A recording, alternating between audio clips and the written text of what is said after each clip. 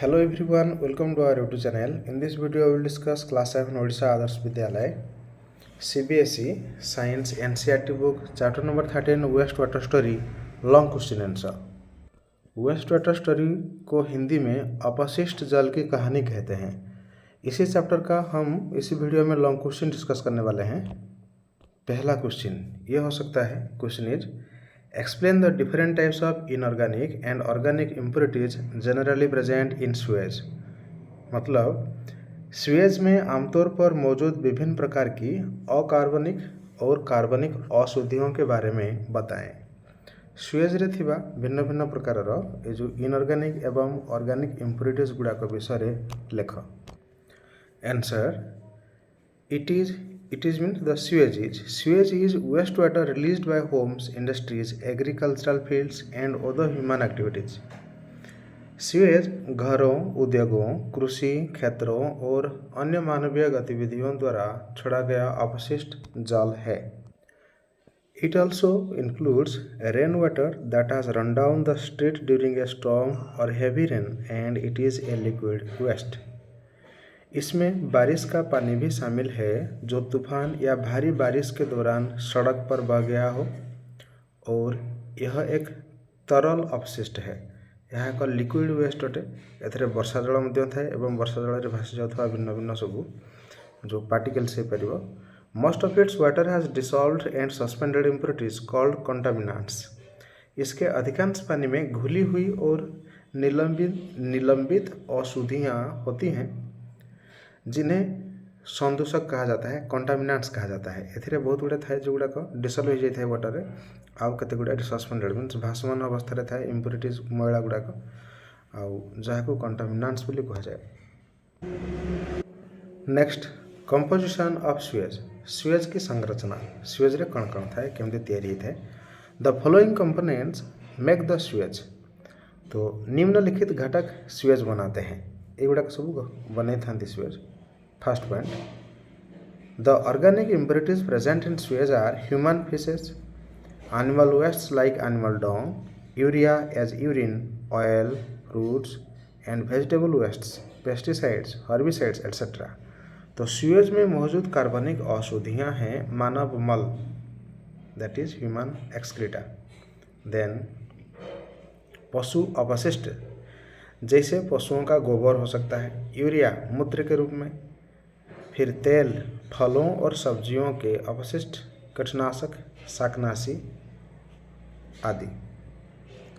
The inorganic impurities present in sewage are nitrate, phosphate and metals. तो sewage में जो inorganic impurities होता है वो सब नाइट्रेट हो सकता है, फॉस्फेट हो सकता है या फिर मेटल्स, धातु भी हो सकते हैं। The nutrients present in sewage are nitrogen and phosphorus. Sewage में मौजूद जो नाइट्रोजन और फॉस्फोरस न्यूट्रिएंट्स भी इसमें होते हैं, पोषक तत्व। Next, the bacteria present in sewage include those bacteria which cause waterborne diseases such as cholera and typhoid.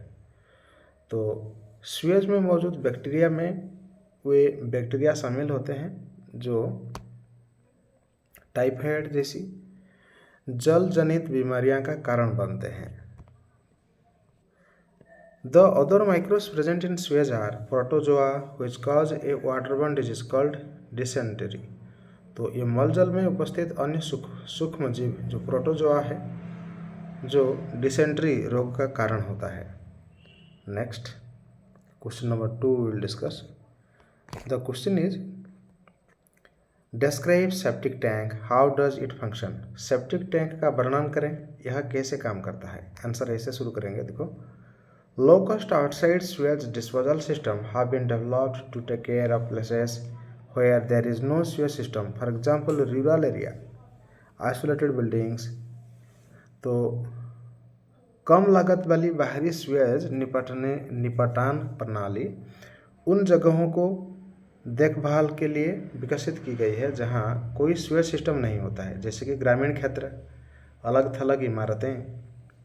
तो दीज आर डिस्क्राइब्ड बिलो। तो इसको ऐसे हम डिस्क्रिप्शन कर सकते हैं, describe. First I septic tanks. ये septic tank is a low cost on site sewage disposal system.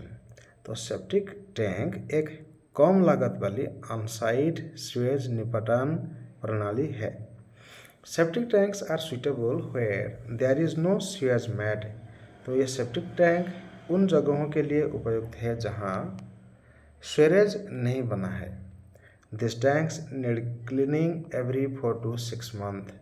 इन टैंकों को हर 4 से 6 महीने में साफ करने की ज़रूरत होती है। नेक्स्ट,